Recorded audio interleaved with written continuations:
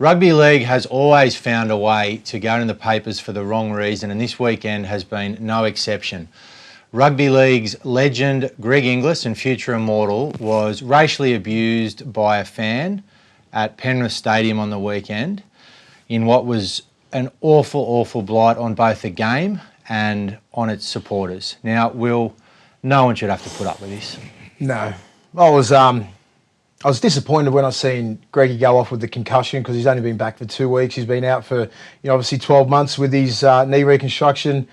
And to even hear him get booed pissed me off, let alone when I spoke to him yesterday, these racial allegations, someone calling him a black dog as he left the field as well. It was just so disappointing to see that happening. It's 2018 and racism is still in Australia. I think we're way past that. The amount of work that the league does with the Indigenous rounds and the Aboriginal people in the community, the amount of Aboriginal players playing in our game, doesn't matter if you're Greg Inglis or if you're an under-20s player. There's just no room for it in the game. It's ridiculous. I was ashamed. I was ashamed yesterday when all these things come out. I can't deal with it. It's terrible. To be fair to the Penrith club, the way they've responded to it, they've got straight on the front foot. They have said that they will find the person who's done it.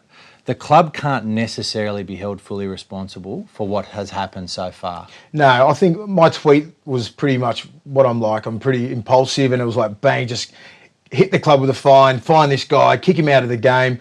I mean, I still stick to a couple of them things, but I'll take that one back with finding the clubs.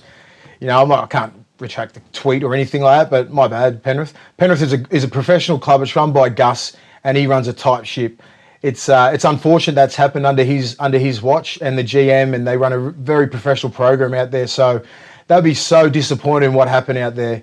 I think your response was probably, you're obviously very strong friends with Greg, and he, as you have said, I spoke with him today as well, and he's extremely personally disappointed, and he reported it immediately after the game. Now, he's one of the most humble men that plays this game. For the talent that he's got, the amount of work that he does both with the Indigenous community and also throughout all of the programs the NRL offers, for him to be that upset that he reported this straight away shows how affected he's been. Yeah, I didn't know anything about it. I just thought, I rang him up yesterday and said, how's your head? And he goes, oh, I'm all right, bro, I'm pretty sweet. And then he brought it up. I said, actually, I can't believe they actually booed you. That's bullshit. I can cop the boos. I'm used to that, but this is GI, one of our greatest players, one of the greatest ambassadors of the game in the last 15 years. He's getting booed. He goes, oh, not only that, someone called me a black dog. I was like, you're fucking kidding me. Then the emotions obviously got a little bit lit, and I said, have you reported it? He goes, yeah. I said, mate, good, because I'm glad that he actually went out of his way, because he's a leader of men and he's a leader of people as well. So I'm glad that he did go out of his way to report it, because there's been a lot of incidences that haven't been reported. So it's great that he's doing that. Paul Kent came out today and he was basically saying that, he likened it to the Adam Goodes situation where there was a child involved that was the one who was found to have made that racial abuse, and he was sort of concerned about a lynch mob mentality. Now, should it matter who actually said it? Should the punishment vary if it's a child or an adult? I'm not comparing this to Adam Goodes' situation. This is Greg Inglis, and he got called a black dog. This is ridiculous. Adam Goodes can stay with Adam Goodes. That's AFL. That's another drama. Racial slur got called an ape a couple of years ago. This is a whole new year. It's 2018. So I think they should consider it. If it's just say a 10 to 16-year-old, I think they should educate the person. They should name them. They should be taken out to Aboriginal communities. They should be hung. They should be made to go up to Doomadgee in the Arnhem Land, all these sort of places, and show them how Aboriginal people live, what their history is about, and give them some sort of lesson on Aboriginal people and where they come from. Not hang him out to dry, just ban him for life. Who knows? In 25 years, he'd look totally different, get a fake ID, roll into a game. That's not the answer. If it's a minor. If it's an adult, throw the book at him, fine him, and kick him out of the game for the rest of his life. If he's 20 years and up, he should know better. But if I'm thinking if he's 18 years and down, maybe educate these kids, because they might be a product of their environment. They don't really know what's going on. They might be just the way they were brought up. around white people, white privilege, all this sort of shit. Don't know about Aboriginals, don't know about the culture of it. So I think they should be out into Aboriginal communities, being put out there and just show them how they live. Instead of lynch mobbing, as Kenty said, there are different ways, but if he's an adult, throw the book at him, get him out of our game. One thing I think people don't realise, and we've talked about this before, but I mean, Greg Inglis is a big, strong, alpha male sort of fella, and he was affected enough by words to feel like he needed to report it and for it to be action taken. Now, anyone who thinks that words don't hurt, it goes back to bullying. Greg Inglis is a strong man, and this is just not right. So if you can educate people that words can hurt as well, then I think it's a good thing. Yeah. One thing that I would be interested in, you obviously have got a fairly mixed heritage. I think you've got a bit of Iberian in there as well.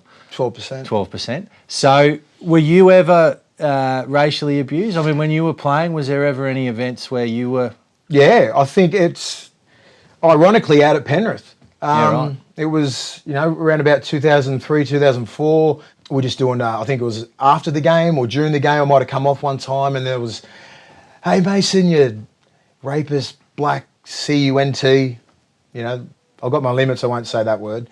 But, a lot of them things, in the warm down, there was a bloke on the side calling Hazem El Masri a terrorist. There was a lot of words that was getting thrown around that you could just absolutely just wring their necks. The amount of anger that can come out in you at that time, you wouldn't want one of these blokes or one of us to jump the fence and find you. Put it that way. Yeah. That's why they're one of these little pieces of shit that just hide in the brush and yell out these racial slurs. I'm surprised someone didn't grab the bloke anyway. It is 2018. I'm surprised they didn't grab him and just say, "Mate, what are you doing?" Well, do you think that the other people at the ground had a responsibility to... From what my understanding is today, there's been a few people that have come forward and said that they took photos of the individual involved and that they might be getting him that way. But I think if that's the case... That's a good thing, because people who stand by, when good men do nothing... Yeah, it's awful. If I've actually heard obviously people would be a bit careful what they say around me. They're not going to call another bloke, an Aboriginal person, a black dog, or a Polynesian, a black something, anything like that. It's not really going to go down around me. But it's happened to a number of footballers out at Penrith. It's a different ball game out there. And everybody who knows Penrith, not blaming Penrith as a city or anything like that, but when you go out there, the gloves are off and they're into you. But the racial slurs have got to stop, because I'm not the only one who's been on the end of them. I've spoken to a heap of Polynesian boys, a heap of Aboriginal fellas, and they've copped a shitload out there as well. And look, it's a good club, and they love their rugby league, and I'm impressed with how they've handled it so far. But at the end of the day, it's just got to stop. It's a blight on a club that is so professional, which is it sucks. And that one idiot has brought the ugly head of racism up again in our sport, which we've come so far in the game, and as a country. This one idiot has put everybody back behind the 8 ball again. And good on GI for taking a stand. We love you, mate, and you've done a terrific job. On you, GI.